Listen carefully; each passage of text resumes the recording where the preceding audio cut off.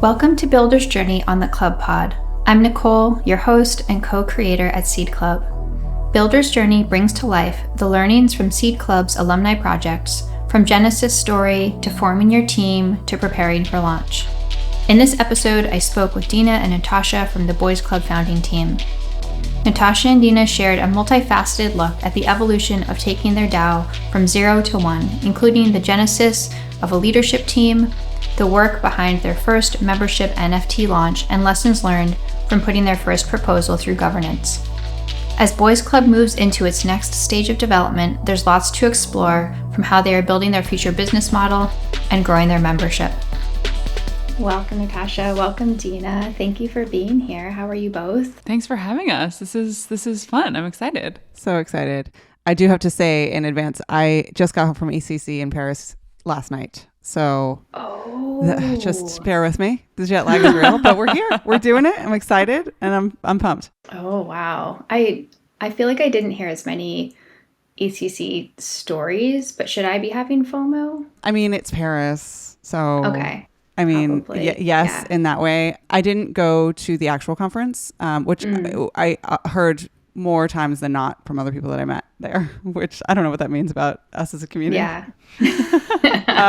But it was great. I mean, it was so fun. Nice. Well, welcome back home to land of not so many baguettes. Before we get fully into this conversation, I would love for you both to just introduce yourself and maybe tell us a brief tidbit of what Boys Club is. So my name is Deana. I'm one of the co-founders of Boys Club. It's a movable target, the definition of Boys Club. It's constantly evolving, as are we. So I'm going to give you today's, which is a social DAO, meaning like we're very much sort of in community with one another for the sake of being in community with one another. That now is very focused on, hey, we're here together. What can we all build together?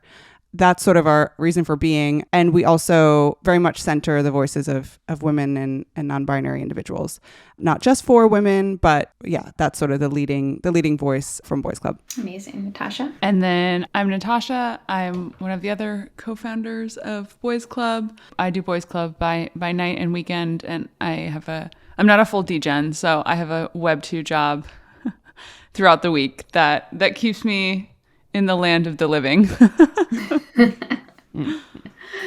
Very cool. Well, actually, that I think brings me to my first question, which I will admit that Boys Club is featured right now in the sort of beta testing version of Seed Club's accelerator selection portal. So we are putting together a tool to select the next cohort of project, and we needed some cool. data. That's awesome. Just to, I know it's very exciting, very, very exciting. And we needed some past projects to just populate the data so we could see what it's like to review projects.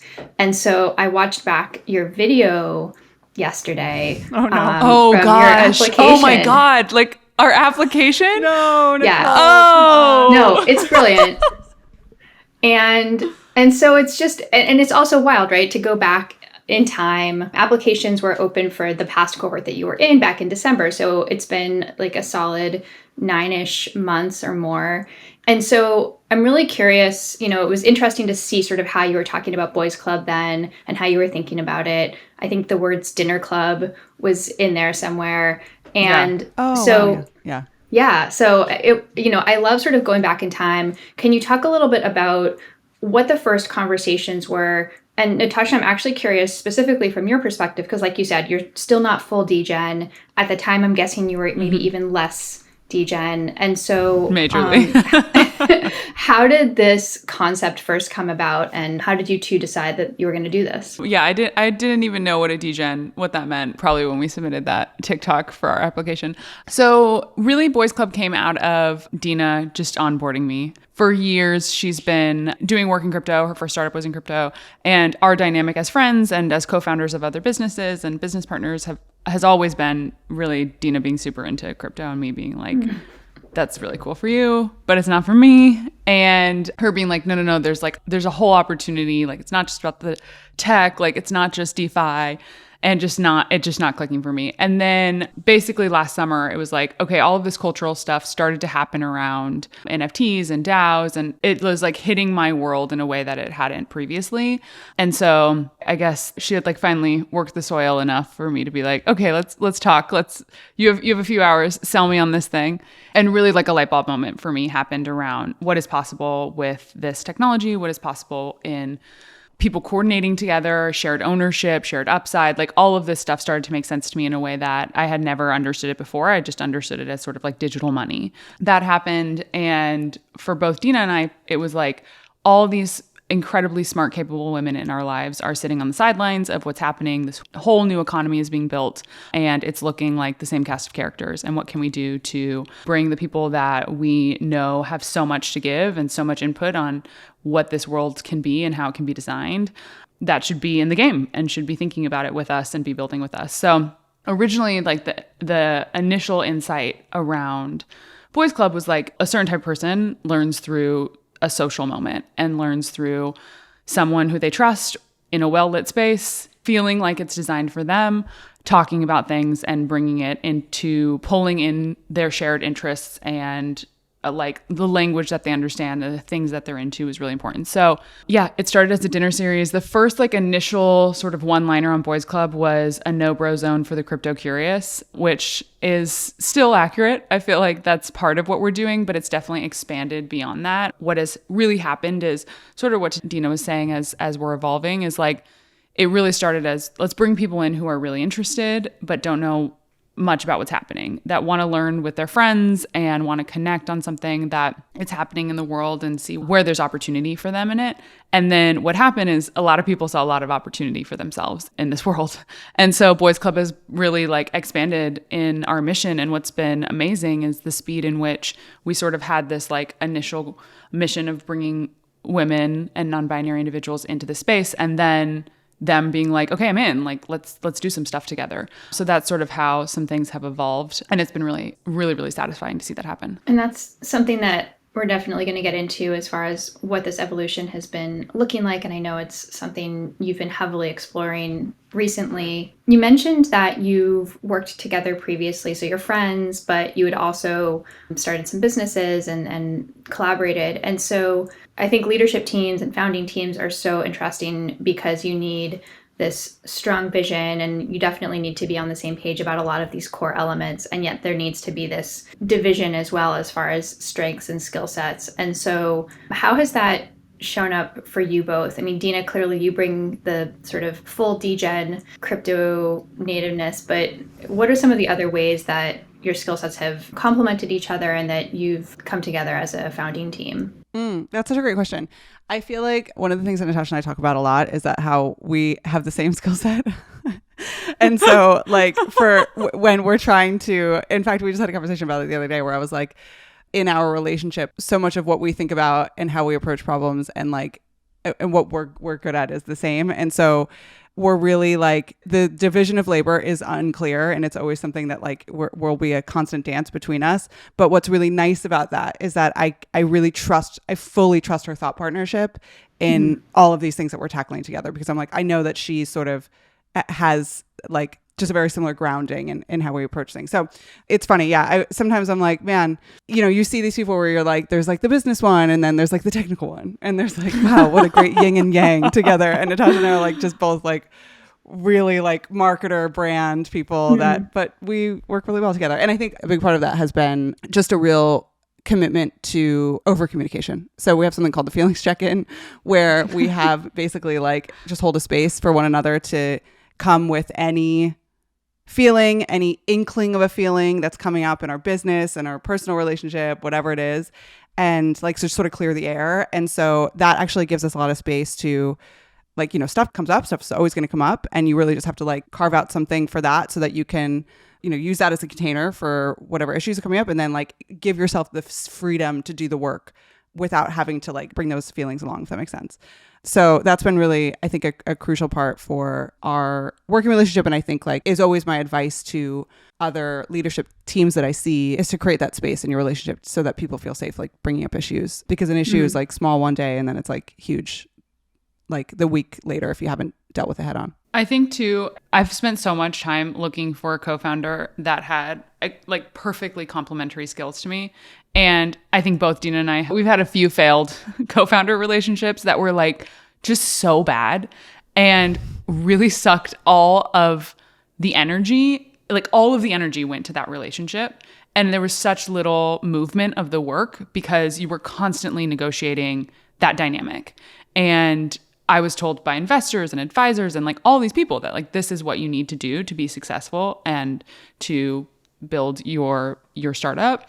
And it's been such a lesson for me in actually like you need to do what works for you and what works for your business. And like Deana and I have a lot of complementary overlapping skills, but like our ability to ship is like because we're like we can block and tackle on stuff in a way that I think is really productive and really efficient. So my advice to founders who are looking for a co-founder is always like, there's such an emotional aspect of starting something. Like it is so taxing emotionally. And to have someone that you feel like you can lean on in that way and be really transparent about how you're feeling about the work and feel really safe to do that with that person is far more important than like, oh, great, like you're good at finance and I'm good at marketing. Like that actually feels way more important. I love that. And yeah, I had an interesting revelation because, you know, Jess and I are opposites in many ways. If you've ever seen us stand next to each other, that's a first start, but just generally. But we were doing sort of this like little how to work with us rundown. And he had done this skills assessment. I went through and did the same thing. And we both had the same top skill or strength. And I was like, huh, that's interesting. And it shows up very differently. Wait, what was it? I mean, according to this, and I will say a big caveat, I kind of hate like skill and personality assessments because I feel like I always come out different. But it was strategy, which I think, again, shows up really differently in each of us, but does feel accurate. And so it was, and also shows up in that we both have really strong opinions about how we think things should look and be done. And again, like as long as we're having those conversations about it, then it's not a huge problem where we're both like out, doing strategy separately. We're just both bringing, well-formed ideas to the table. So I think it's a great call out. Let's talk a little bit about this evolution that you had referenced. You came together. It made a lot of sense for you to work together for all of the reasons we just discussed. And like you said, the moment was different. This sort of crypto moment definitely felt different. And so you did what I think is so important, which is that you were just running experiments and sort of putting out those feelers. I very much sort of liken it to sonar, where you're, putting out a signal, seeing what bounces back. You put out another signal, you see what bounces back, and little by little you get the shape of what's in front of you. And also it's constantly changing because you're sort of, flying through the air as you're doing this. And so fast forward to now, you have this entire community, you have Zaddies, you have members, you very much have become a household name in the Web3 families. And so I'm curious how you're now thinking about what your business model is or what your sort of ethos is, because you've definitely come very far from We Have a Dinner series. I would love for Deana to weigh in on this because I think she has a great perspective on it. But we're definitely thinking about like, where's the money? Where's the recurring revenue on this thing? I think the big thing is like the ethos. I think our ethos is that this is a business. And I think that's really a defining one that is not true for all Web3 communities that look like ours. And so I think that like the big thing for us is, yes, this is a business. What type of business it is, we're still figuring out. But like that defining ethos being not one of like nonprofit or sort of art experiment or really just like a grassroots community or activism community or something like that. Like that's not it for Boys Club. And I think that though that might be subtle, it's a very clear and I think defining sort of step for us. I absolutely love the way that you describe like the sonar. That is such an accurate representation of what life feels like right now and what Boys Club has felt like. There's sort of been like two emerging areas where we feel like it makes sense to invest our time, our resources, our team. And one is around like founder community and our product guild, really, which shows up in two ways. One is products that we are building and launching into the world ourselves. We've built our first product, which is like this NFT calculator that's coming out soon. That's really to like look at your portfolio, which is exciting. Yeah. And like that's one example of products by Boys Club, basically. So really getting a skunk works team together, having someone come in with an idea and using Boys Club to build and put that thing into the world. And then the other part of that is really dope. Thank you. Yeah, we're really stoked on it. Really exciting. And then the other is like nurturing a founder community. There's a lot of people who see Boys Club as a place to have thought partnership, to launch ideas into, to utilize the network that we have of investors and builders and find a way to utilize this community to really move their project forward.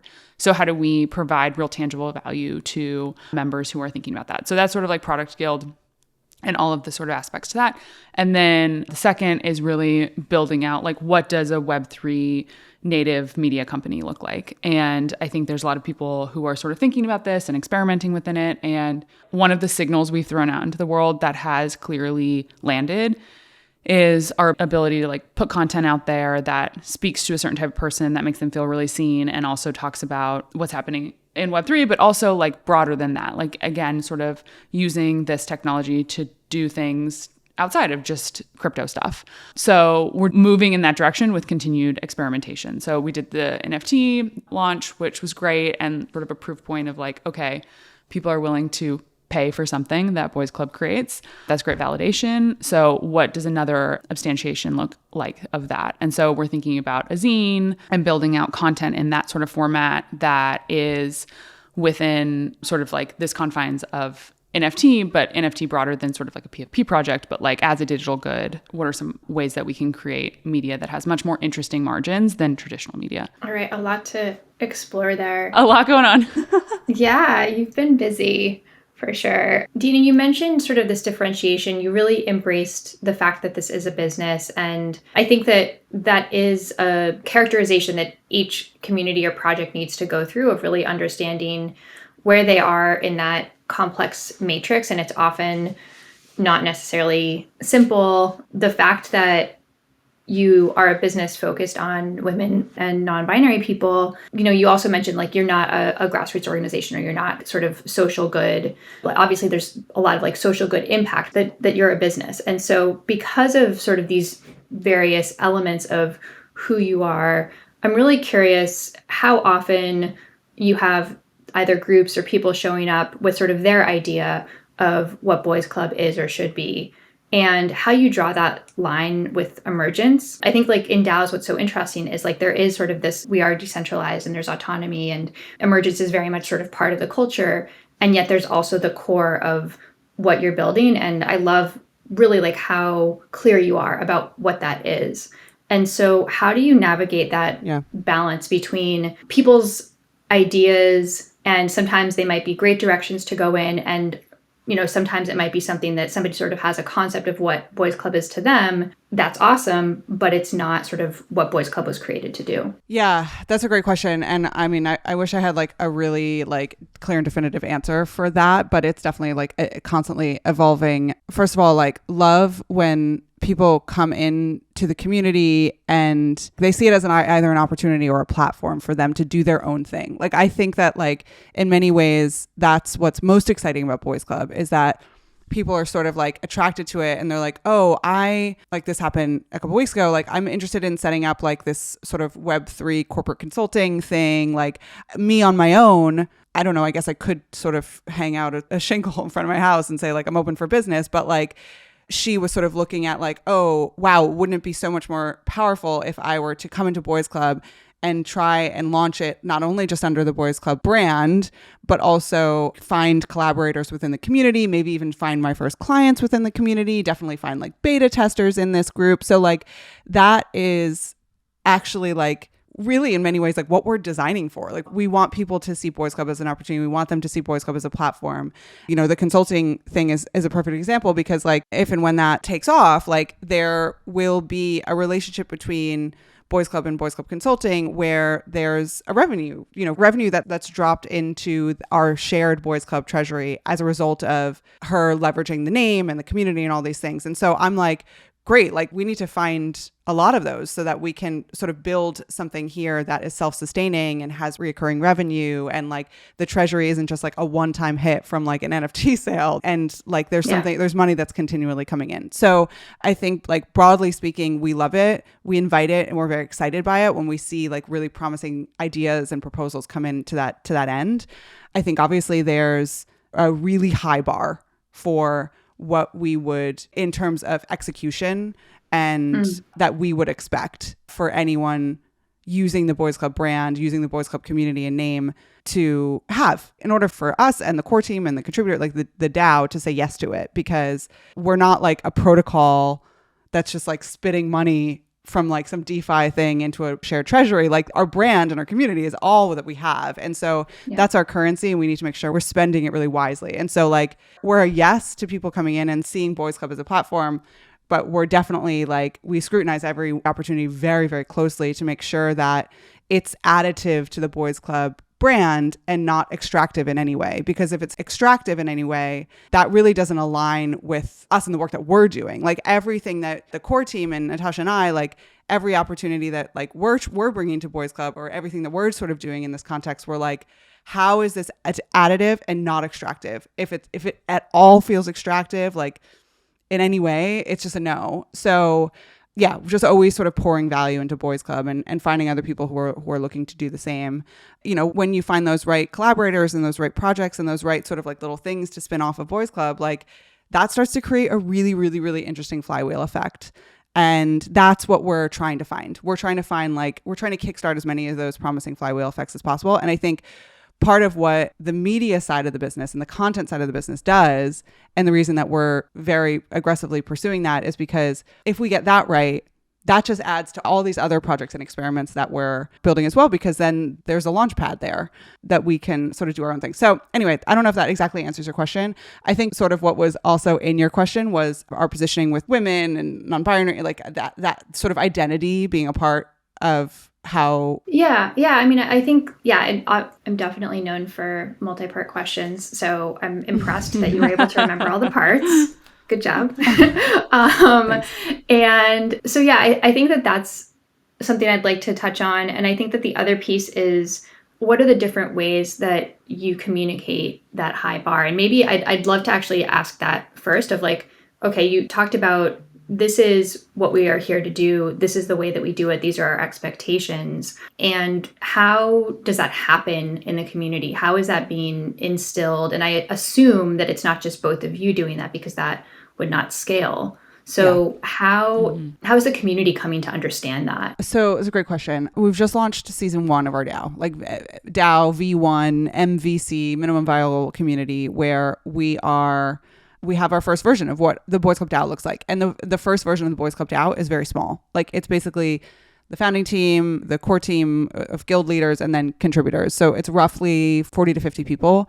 And we're starting small because intentionally so that we can like really test out, like, does this work for us? How does it work? Are people going to vote? Like what types of proposals are going to come in? Like what's this whole thing going to look like? What are some things? And I'm so glad we did that. So glad we did that, because even with the first proposal that's come in, we're like, man, oh, okay. Wow. Oh, like we're just like so much like learners by doers. And now that we've done, we're like, man, I see a lot of ways that we could shore up in certain areas so that we can, solve for all the issues that inevitably come up when you put something out to the world.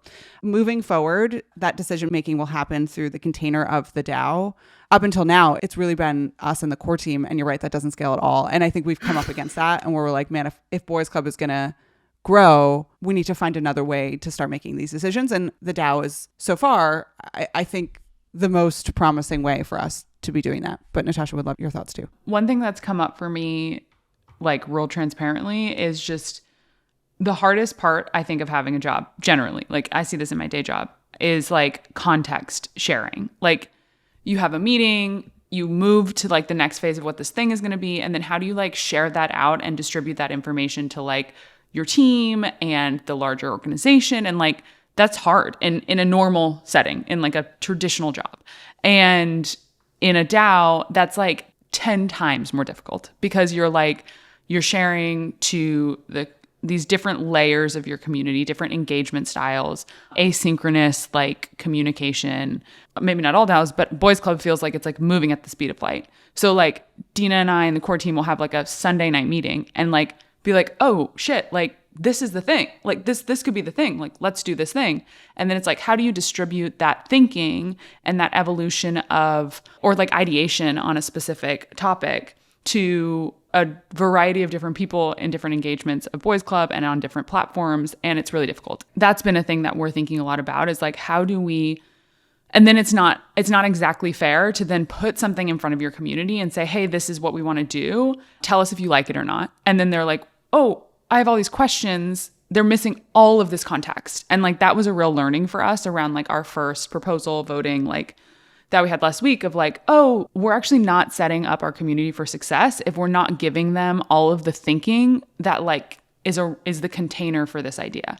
That's something we're actively trying to figure out. Like, does that look like a meeting or like a town hall, or is it a town hall with just our contributors? Like, finding ways to have efficient communication around how things are changing and evolving and why we're moving in the directions we're moving is an active question that I feel like we're talking about in every core team meeting and every contributor meeting. Like, how do we do this more efficiently? Yeah, I feel that deeply in my soul as well. I think it's a common problem. We have been experimenting with the very traditional Amazon PR FAQ. So, writing the press release for the thing that hasn't happened yet or that the idea is, and then having some FAQs. And we've been doing that a little bit internally in the last few weeks. I think it's been a well-crafted PR FAQ has definitely helped us move things forward. But there may be another side to that pendulum, which is that you then have, say, like 5 or 10 of these to review and in your queue, and they can pile up. Yeah. That may have happened to me last night. But I think that just maybe. But the balance of that I think is so key. And the fact that we are async, so there's not the sort of like ability to bump into somebody in the hall and be like, hey, just had this amazing idea, and like you understand then sort of like what that trail is or where the breadcrumbs are. There's none of that because we're all just in our little remote spaces. I mentioned this or sort of dropped this other little piece that you had also picked up around the fact that you are focused on women and non-binary people. Obviously, it's a huge piece of your essence, but I think there is also this perhaps like supposing or transposing of what that means, and it means different things to different people. And so, as you become more successful, I think that there's a lot of amazing efforts. And I will say, like, for me personally, what I've loved about sort of my crypto in real life experiences recently have been that I go, and it very much does not feel like a boys club. It's definitely not a bros. And the places that I'm showing up in Web3, I'm not saying we can stop, like don't stop, but like we're being successful. Like I'm seeing success out there. And I think that it's really exciting. And so I'm curious on that piece as well. How is your thinking evolving, and how are you continuing to bring the fact that you are a women and non-binary people centered business? How are you continuing to bring that into who you are and what you do? Yeah, there's a lot of different ways into this conversation. First of all, I think that it's never been about women specifically. It actually has never been about women specifically. And when we first started, we started with this idea that Boys Club is a no-bro zone for the crypto curious. It was always about just not a specific type of dude. And as we you're trying to find language to sort of describe what Boys Club is and whatever, like that sort of has just been like an easy proxy for us to be like, oh, we're like centering women and non-binary voices, or this is a club for women or non-binary people. And like it very much is, but it's less about sort of identity and gender. And it's more about like, we're just going to have a certain type of conversation in Boys Club, and we're going to have a certain type of voice, and we have a set of interests. And like, more often than not, like that just maps to a certain type of woman. But there's all sorts of people who are attracted to sort of the message that we're putting out into the world. And anyone who's attracted to the message that we're putting out into the world is welcome in Boys Club. I just think like we sort of struggle with how we say that without saying women, even though we don't really mean women. Like we don't mean just women. We just want to create a space that for the people that are interested in having those conversations, who do come with that perspective and who have that voice, we just want to create a space where like they're fully seen and welcome and safe. And so there's no compromising for us on that piece. And so that's just like, but it's hard to, that just took me 90 seconds to explain. And like when you have one copy line or like one tweet or someone's like, can you just like give me a quick one-liner on what Boys Club is, like we just are often defaulting to women. And so anyway, that's like just to give you sort of some context for like how we think about like identity in the context of Boys Club. And I think another thing that is a big part of how we show up is that we never talk about empowering women. Empowerment and language around empowerment is something that we'll never do because of many reasons. But what we like to do instead is just empower women, like is just to empower the people that are coming into Boys Club to really do more around like doing rather than trying to show. And so I think because we've always been very, very careful, very deliberate around language, especially how we talk about women, how we talk about inclusion, all these things, like we've really sort of like sidestepped all of that intentionally because we're not really here to have a conversation about identity. We're here to do the entire work. Conversation. Totally. And so I think like I'm just real hot on that right now because it's a very active thing for me personally right now, having just come off a panel at ECC where it was like, it's about women. And like the problem is that like they're very, very well intentioned. It's just like, it's not really the conversation for us. There are a lot of other groups for which that is appropriate. Yeah. So anyway, I don't know. That's sort of the baggage around that is. I love it. I think often what you see in every sort of industry is a lot of dudes. And then there's one panel and it's all women. And it's definitely not about a topic that has to do with the industry, but it's just about tell us what it's like to be a woman. And totally. Yeah, it's great to see 4 women and non-binary people on a stage talking about the actual content of the industry rather than their gender. Totally. Let's talk a little bit about some of your, recent milestones. You were amongst some of our projects that came out of the accelerator. It was some interesting timing. We definitely did not foresee it, and it wasn't what we would have necessarily wanted for our projects to work super hard all through a pretty strong market. And then as things were getting ready to launch for various protocols and exchanges and people to make various choices that then impacted an entire crypto market. And, to see sort of the strength of the market sort of tumble just as these incredible projects who'd been building, behind the scenes for a long time came to market and launched their first NFT. So, our 4th cohort sort of lined up with this timeline. And so I think there's a lot of learnings to take from each project that then was bringing their first NFT to market when things became incredibly volatile and unsure. You were very much one of those projects that had been working super hard and then, brought this out into the world. And so I would love for you to first talk about a lot of the pre-work, because I think that piece is always so important. Everybody sees the flashy site and the minting experience and, the Twitter thread, but we know that there's a lot of work that happens behind the scenes. And so, Natasha, I'm curious, what was that work behind the scenes? And what did you do to prepare for success? Yeah, you're absolutely right. I mean, it's all 95% of the work is pre-moment where you're out in the public. Deana and I, where we met was Indiegogo, which is a crowdfunding platform. And so we definitely have like a trauma bond over crowdfunding. And it's very similar. Like, I think in a lot of ways, NFT moments are, all of the work is before it's out in the world to make sure that it sells out, basically, which is the goal. So the work, and I mean, we had such an incredible team of people who came together. Like, there's absolutely no way it would have been possible without the structure of a DAO where people feel ownership and operate in such a way that they are owners in what they're putting in the world.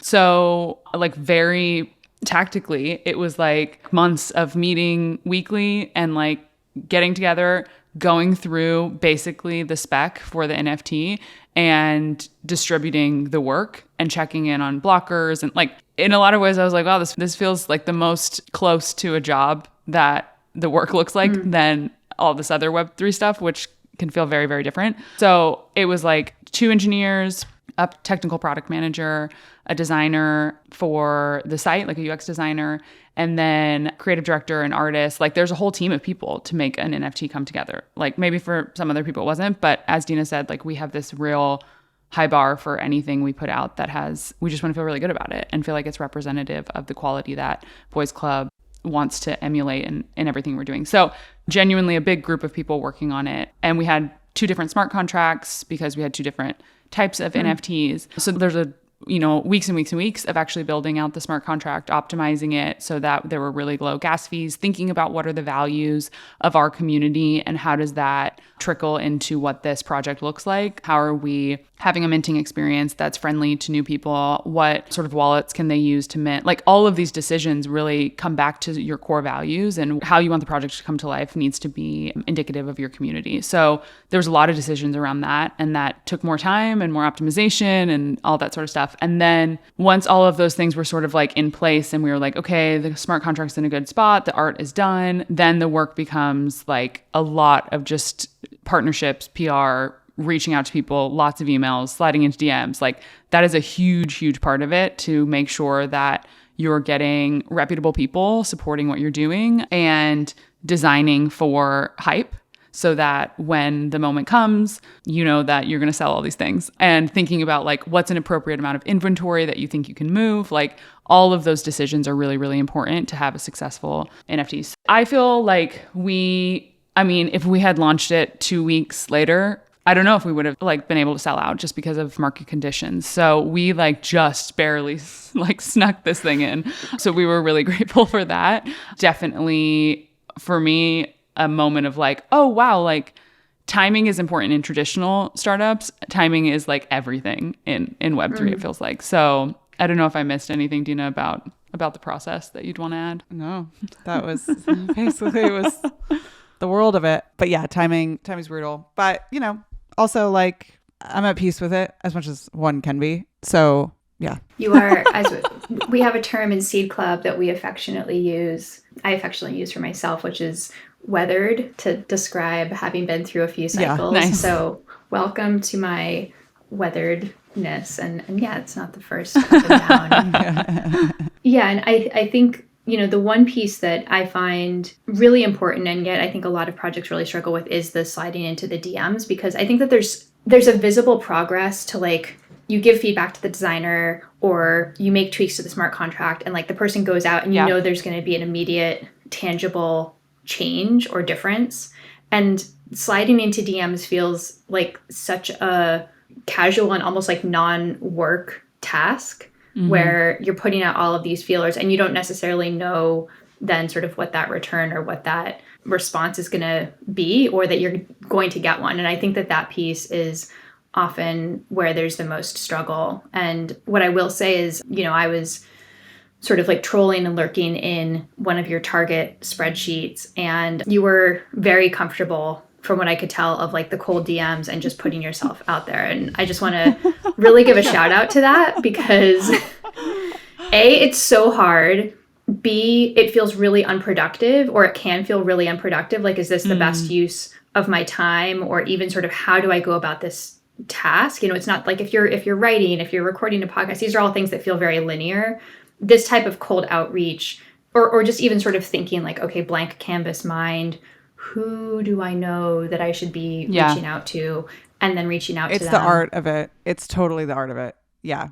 I would say that Deana is she's a star at this. Like she'll be like, okay, let's just do it. And we'll just like start getting a spreadsheet together. And then I will like text her and be like, do you think this is the right DM? And she's like, just do it. And I can't tell you how many times we have like a phrase that we like fuckit.com. Like is constantly something we're texting back at each other. Like, should we do it? Fuckit.com. And like, just go and just like, don't think about it. And then like, once the work is done, just like leave it, because like you can't, exactly what you're saying. Like you can't, it's not a straight path. They're going to get back to you or they're not. And also shout out to you guys, because you guys, like, it's also thinking about what's the degree of separation, and who do you feel most comfortable to be like, hey, I'm going to shoot them a telegram and be like, we're doing this. This is the thing we need. Like, I feel like that's the most important thing in doing these types of outreach. And what I guess we've learned is like, your ask should be like very specific, because everybody's very busy. I'd say it's not, totally agree with that. It's not linear work. It's not clear work. It's not always, you're not always clear if it's worth your time. But I will say that it's probably the number one indicator. Landing a few of those partnerships or high profile, whatever, endorsements, or like whatever it may, whatever shape it takes, is actually one of the most high leverage things that you can do within a project. And so it's really valuable to have like social proof and credibility come through in those ways. And so I don't know. I'm like always encouraging shots on goal there, because why not? But also like just coming with a real sense of why that person would do it. That's the art of it. Is like the pitch is like, you can't just be asking for favors, because if you're just asking for favors, people just say no, or they'll just go, more likely than not, they'll just ghost you. And so we're just like always trying to find like, where's the story? What's the pitch? And what's the most effective way in? And so I don't know. That's my take on that. Yeah, no, I think that's something that I'm not good at, but constantly remind myself, is that people want to be asked, but you do have to ask them. And that's really clear. Sort of this like thing of, they're not going to stand up without being asked, but once they've been asked, if you do it in the right way, they love that you asked them and they feel honored. Yeah. And so, at least the right people do. And you've got to take a lot of shots. Yeah. I think this last question is a little bit, it's hard to answer for everybody. So we just talked about, you launched the Zaddies, you launched the members within your community. Are you starting to think about token models, or how are you starting to think about tokens beyond that? Now that these two NFTs exist in the world, what are your thoughts on tokens, and how are these working in your community? It's yes tokens. When token is probably the better question. And I will say, when I say token, I use token expansively, just so like I include tracking. NFTs. Yep, totally just tracking. To make sure. Yeah. I think for us, when token, NFT as sort of the foundation for a community, or as what cemented our community together, or as sort of like the glue, but may or may not be like the base asset for Boys Club in the future. That might look more like a fungible token. When that happens, that we'll only do it in the most favorable of conditions, where we have the most tailwinds at our back. So that is totally up in the air in terms of when that happens. But our thinking sitting here right now is that a fungible token probably makes the most sense as that base asset. Though, is there a constellation of other NFTs that are related? Probably. But yeah, that's sort of the latest thinking. Anything to add, Natasha? I was just smiling when you first started asking this question, because I'm like, did you connect with Jess? Because we had a very like panicked cornerside Le Colombe coffee with him being like, what's the thing now with this part of it? So what is up with tokens? So yeah, I mean, it feels like a big question. And also it like trickles into designing for ownership, both for the larger community, for our core team, for Deana and I. Like, we just are coming at it from very like, or I won't speak for Deana, but I'm coming at it from very like cap table world. And like, it's not the same. It's not the same. And it's like breaking my brain to figure out how it's different, and where there are similarities and where there's not, and how tokens are, what's the difference between tokens and equity. And like, it's just been a real learning experience for me around it, and really stretching just the way that I think about business entities. And that's what's exciting about a DAO, is like, you're literally designing a whole new way of doing things. And now I understand why C Corps are the way that they are, and LLCs are the way, like, there's all this like, oh, there's a reason all these rules have been written for these other things, and there's no rules written for this new thing. And the relationship between those rules and the token are very interconnected, but incredibly murky. And so it's definitely the waters that we're wading in right now. Yes. Well, I'm right there with you. Jess is right there with you. And it is interesting how you can come to a moment where literally no matter what question you ask of like, should the color on our site be blue or green? And then somehow you end up back at like well, we don't know what our token model is, so it's really hard to decide. Oh, wow. I feel seen. I feel deeply seen by that comment. There's some murky waters, but we're all there together. Yeah. Thank you so much for sharing all of this. This has been such an incredible learning opportunity, and sharing your builder's journey is so valuable for other projects. Before we sign off, where can we find you both? Follow what you're doing. So our website is boysclub.vip. And just a little backstory on that. It was a joke that's now turned into something we have to say on every single podcast.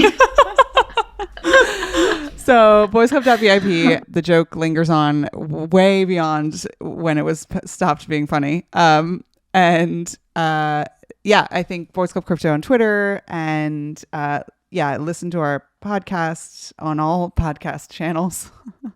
Subscribe to our newsletter, which you can find on our website. So those are the main hubs. Thank you both so much. This was really fun. Thank you. This was Thanks a blast. for having us. We love Seed Club. Big shout out. Mutual love.